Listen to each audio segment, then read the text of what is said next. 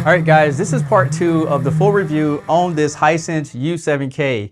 On part 1, we covered the unboxing, I showed you guys some picture demos, and we went over the menu system of the TV itself and some of the advanced features.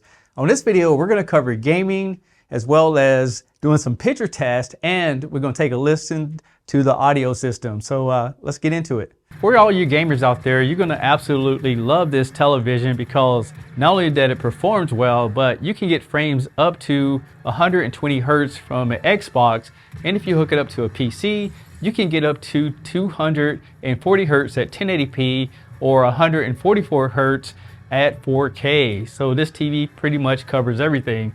Plus it includes features like variable refresh rate, auto low latency, and it will support all your Dolby Vision games as we're playing right here on Star Wars Battlefront. Next, Justin switched over to Dirt Rally 2.0, and this TV not only has really fast action capabilities, but the audio system is insane. The bass response is going to bring in all that rumble from your mufflers, and you're going to hear all those screeches from those corners that you're taking. And overall, if you have a PS5 or Xbox Series X, you're going to be very excited with the results that you get from this television.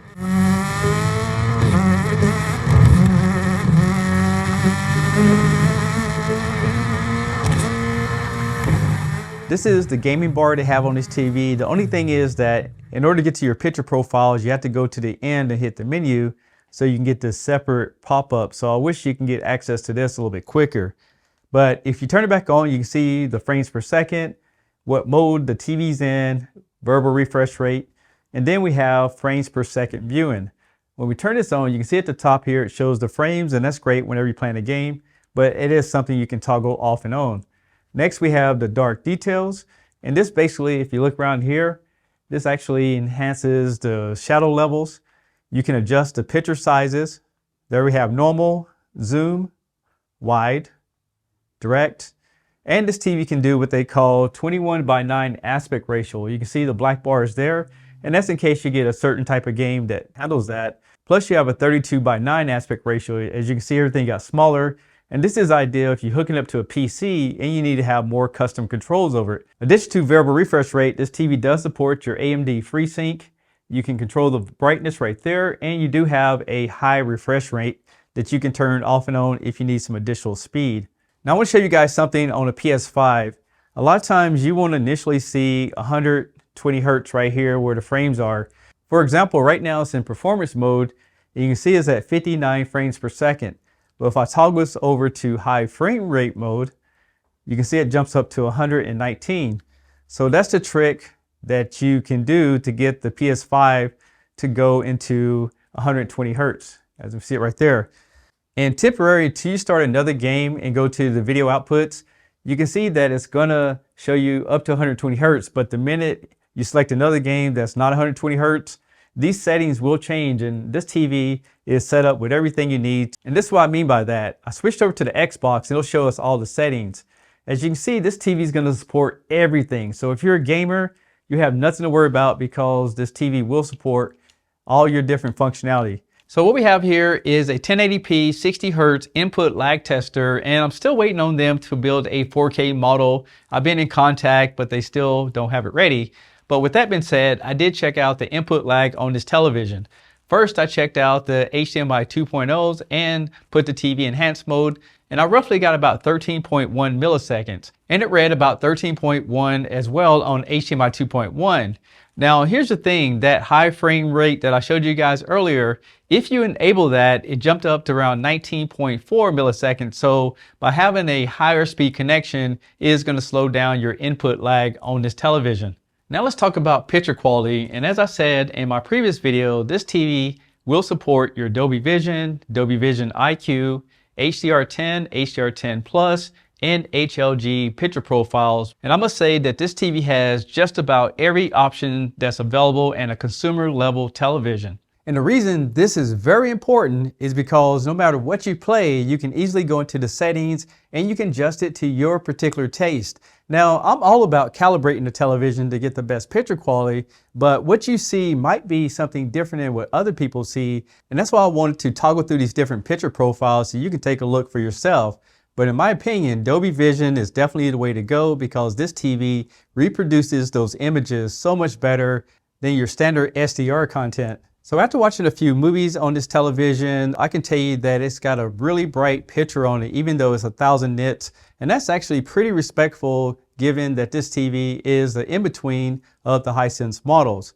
So if you don't want to break the bank, I think this is a great alternative because I have reviewed other televisions that cost more money and doesn't perform as well as this one. Now, as I mentioned in my previous video on this television, I will tell you that the upscaling on it is pretty respectful. Next thing we're going to take a look at is skin tones, and I will tell you that the TV is in theater day mode before I calibrated it. This is a very warm picture, so you're not going to get those exaggerated highlights like you get in the sporting mode, so this TV is going to look a lot more natural in that theater mode. In my opinion, if you like that warmer look that's easy on the eyes, this mode works really good for you right out of the box, plus it can reproduce all these different types of ethnicities. You'll be very happy with this TV, especially if you're watching a lot of movies or anything that has that warmer look to it. Now, still using my Spears & Munsell test disc, I was wondering about that red level, so I tested out the green and everything looks good. You can see those contrast boxes blinking in, and then I tried out blue, and again, I can see those contrast boxes blinking in. And when I switched over to red, I saw less of those contrast boxes. And that explains why some of the content that I was watching has a lot more red in it. And that explains why I had to turn down the red gains when I was calibrating the television to achieve a more balanced picture. Next, I want to check out the dirty screen effect on this television. And overall, I think the center of it is a lot brighter, but around the edges, you can see just a little bit of vignetting, but you won't see this when watching your regular content unless you get a white screen on it. This is a vertical alignment panel, which they call VA, and you're going to get the sweet spot sitting in the center of the television. But I will tell you, if you go off axis to the left or the right, you're definitely going to see some coloration in the picture, so it's not going to look as good. So ideal, this TV is going to look its best when it's right in front of you. Now, the fact that this TV is very bright and it has an anti-glare coating on it, you will get some glare, but it's going to be a lot less than a TV that doesn't have these features. And just in case you wonder, because this is a 8-bit panel with frame rate control, how does it compare with 10-bit information? And I did some tests on it, and this TV passed with flying colors. Not only did it look smooth on the 8-bit content, but if you look at the 10-bit content, they're pretty much equal. So Hisense has used that quantum dot technology to take it up to the next level. And when it comes to motion, this TV overall is pretty smooth if you look at that third line. However, I did go into the settings and I did play around with the judder and the custom controls, and I could smooth it out just a little bit, but again, it's not going to be as smooth as some other TVs on the market. The last thing I want to mention about this television is the audio system.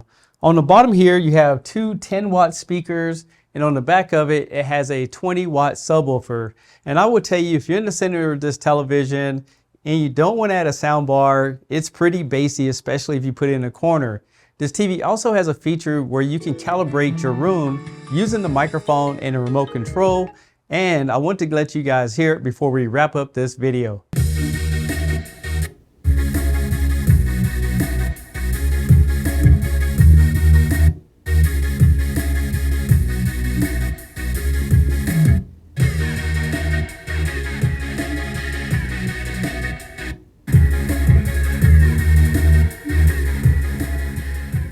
If you're not a techie person, you probably skip through all the tests I did, but I do that so I can come up with the best conclusion, and I film it so you guys can see the process of figuring out if it's a good TV. Now, the picture on this TV is really good.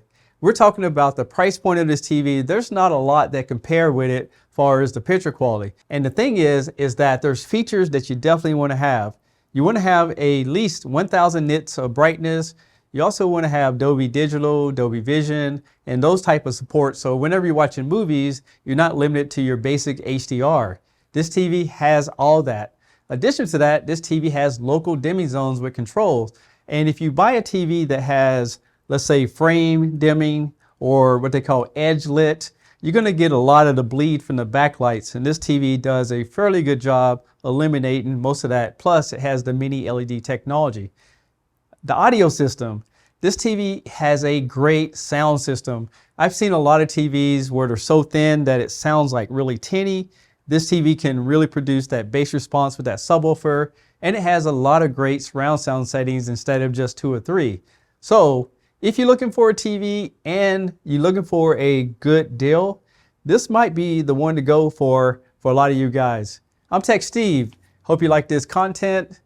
If you haven't already, make sure you subscribe to the channel. We're trying to get to 200,000 by the end of 2023. Thanks all for watching. Catch you guys on the next one. Peace.